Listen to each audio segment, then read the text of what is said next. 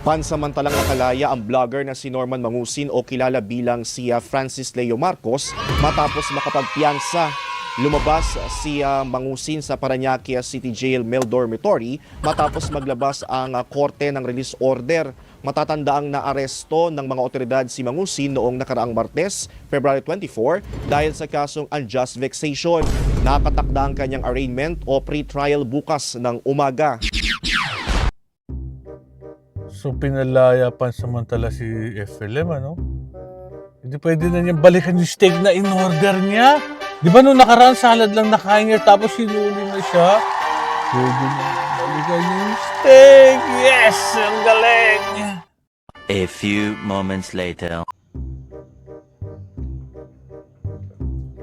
Sinampahan ni Napolcom Vice Chairman Rafael Calinisan ng kasong kriminal ang controversial vlogger na si Norman Mangusin alias Francis Leo Marcos. Yan ang ulat ni Ryan Lesigas. Nitong araw lang ng Sabado nang makalabas sa Parañaque City Jail ang kontrobersyal na vlogger na si Norman Mangusin o mas kilala bilang Francis Leo Marcos. Pero may panibagong reklamo na naman itong kinakaharap.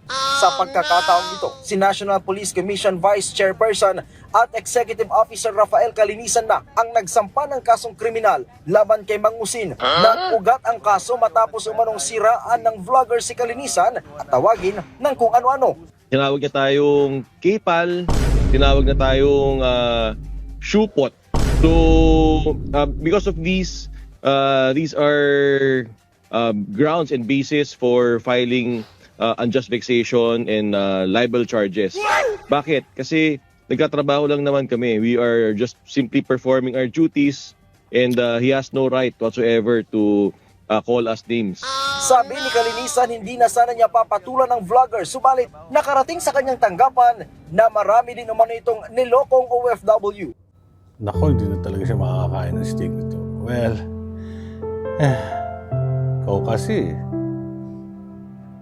deserve mo yan.